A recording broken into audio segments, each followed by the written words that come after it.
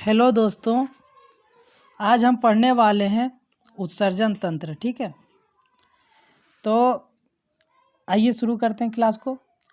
तो मानव में जो होता है उत्सर्जन जो होता है वो मुख्यतः जो होता है वह वृक्क यानी कि किडनी के द्वारा होता है।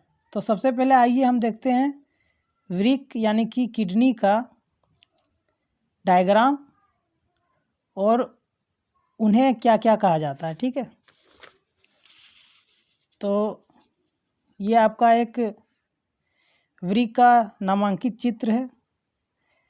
वृक्क में जो होता है एक जोड़ा क्या होता है, इसमें जो होता है ये आपका जो है वो मानव उत्सर्जन तंत्र है। ठीक है, और मानव उत्सर्जन तंत्र में एक जोड़ा क्या होता है, वृक्क होता है। एक दायां वृक्क होता है और एक बायां वृक्क होता है।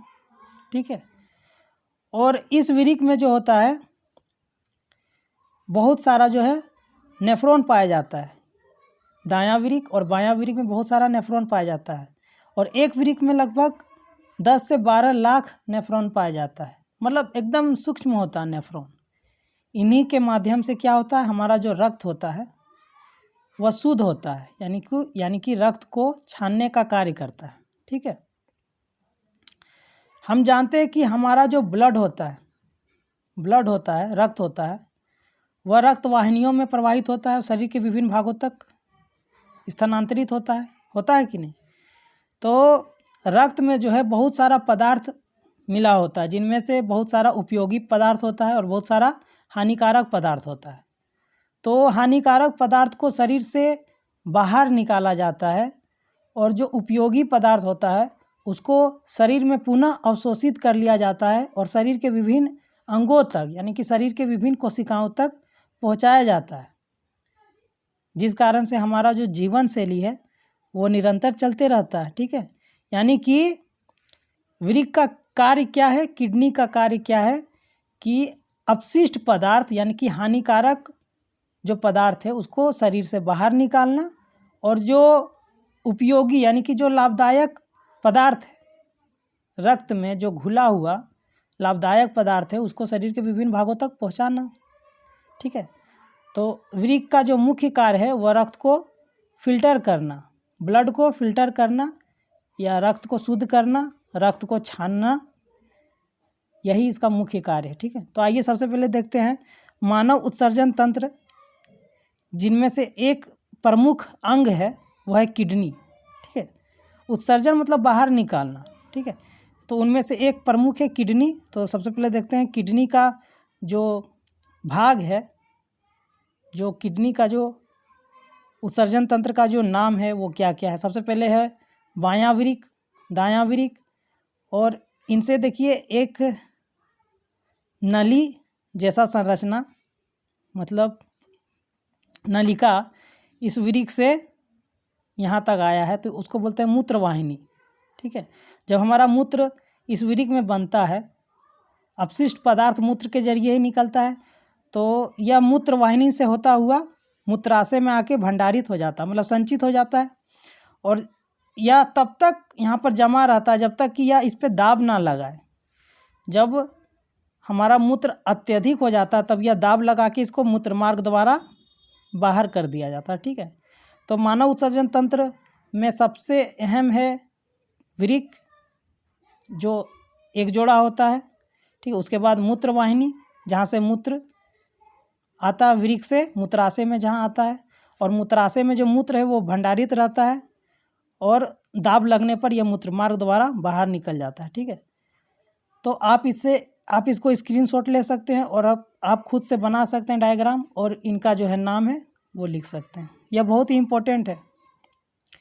मानव उत्सर्जन तंत्र का ये एक प्रमुख अंग है। ठीक है, कौन सा, ये वृक्क, किडनी। अब चलिए क्लास को शुरू करते हैं। देखिए उत्सर्जन मतलब क्या होता है, वह जैव प्रक्रम जिसमें हानिकारक उपापचय यानी कि मेटाबॉलिज्म, जो हमारे शरीर में जो रासायनिक क्रियाएं होती है उसी को कहते हैं उपापचय। जैसे हम भोजन करते हैं तो रासायनिक क्रियाओं के चलते ही वह अपघटित होता है जटिल अकार्बनिक पदार्थों से सरल कार्बनिक पदार्थों में यह विघटित होता है, उसी को कहते हैं मेटाबॉलिज्म उपापचय। ठीक है, तो वह जैव प्रक्रम जिसमें हानिकारक उपापचय वर्ज्य पदार्थों यानी कि वेस्ट मटेरियल का निष्कासन होता है। वेस्ट मटेरियल बहुत सारा होता है, ठीक है, जिसमें से आपका हो गया यूरिया हो गया, जिनमें से प्रमुख है। उसके बाद हो गया शर्करा हो गया, लवण हो गया, प्रोटीन हो गया, जल हो गया। तो ये सब वर्ज्य पदार्थ है। तो वर्ज्य पदार्थों का निष्कासन होता है, उसी को उत्सर्जन कहते हैं। तो मानव में जो उत्सर्जन होता है वह मुख्य रूप से वृक्क होता है ना।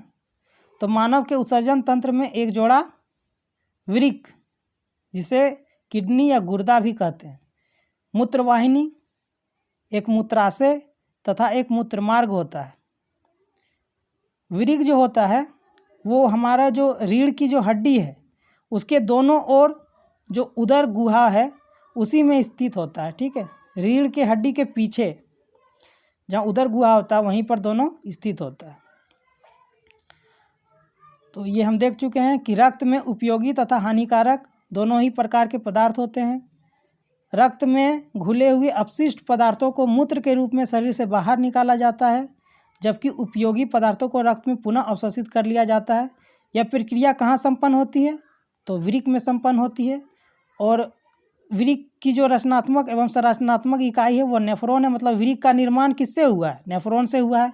और यह कार्य कौन करता है? नेफ्रॉन ही करता है। मतलब अपशिष्ट पदार्थों को शरीर से बाहर निकाला जाता है और उपयोगी पदार्थों को शरीर में पुनः अवशोषित कर लिया जाता है। यह प्रक्रिया नेफ्रॉन करता है, नेफ्रॉन द्वारा संपन्न होता है। ठीक है, उसके बाद क्या होता है कि वृक्क में जब अपशिष्ट पदार्थ मूत्र के रूप में वृक्क में बन जाता है, उसके बाद क्या होता है? वृक्क में मूत्र बनने के बाद मूत्रवाहिनी में होता हुआ मूत्राशय में आ जाता है। मूत्राशय में मूत्र भंडारित रहता है जब तक कि मूत्राशय का दाब इसे मूत्रमार्ग द्वारा बाहर ना कर दे। यह हम आपको बता चुके हैं चित्र के जरिए। ठीक है, आप चित्र को, डायग्राम को खुद से बनाने की कोशिश करें और उसको उतारें।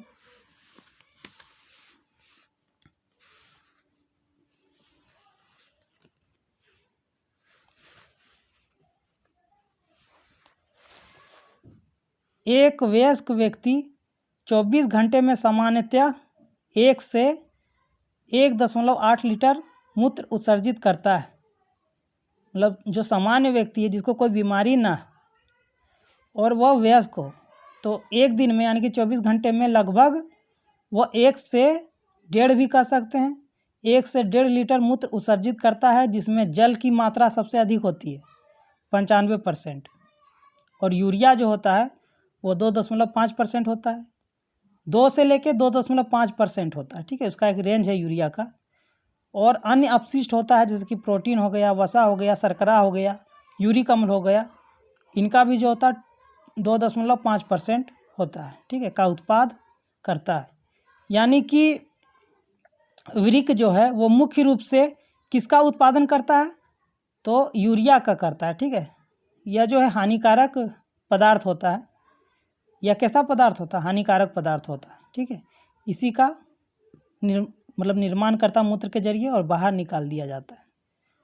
तो यहाँ पे आप देख सकते हैं, ये सब हम बता चुके हैं कि वृक्क का जो मुख्य कार्य है वो रक्त को छानना है, यानी कि रक्त को फिल्टर करना, रक्त को शुद्ध करना है। और मूत्र का जो पीला रंग होता है वो यूरोक्रोम के कारण होता है। ठीक है, यूरोक्रोम के कारण, क्योंकि मूत्र का जो नाम है, अंग्रेजी नाम है, वो यूरिन है। और इनसे आप कह सकते हैं कि यूरोक्रोम के कारण जो है मूत्र का पीला रंग होता है। ठीक है, और मानव अपशिष्ट उत्पाद के रूप में यूरिया उत्सर्जित करता है।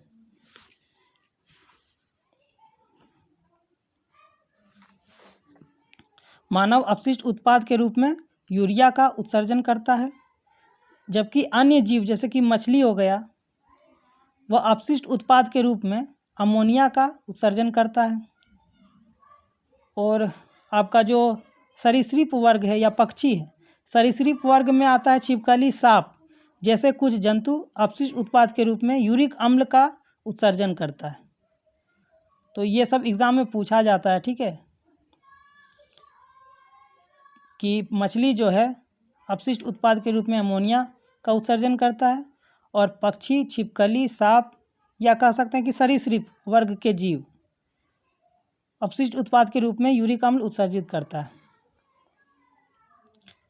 और इसके आगे की वीडियो में हम पढ़ने वाले हैं मानव के जो अन्य उत्सर्जी अंग है, जैसे कि त्वचा हो गया, फेफड़ा हो गया, यकृत हो गया जिसे लीवर कहते हैं, फेफड़ा हो गया जिसे फुफ्फुस कहते हैं, त्वचा हो गया और बड़ी आंत, यह सब भी मानव का उत्सर्जी अंग है। लेकिन मानव का उत्सर्जी तंत्र जो होगा वो वृक्क ही होगा। ठीक है, वृक्क की जो कार्य प्रणाली है वही सबसे अहम है, मुख्य है। तो इसके अगले वीडियो में हम देखने वाले हैं। तब तक के लिए धन्यवाद। और इन सब बातों को आप अपने कॉपी में, नोटबुक में ज़रूर उतारें। ठीक है, चलिए मिलते हैं अगले क्लास में।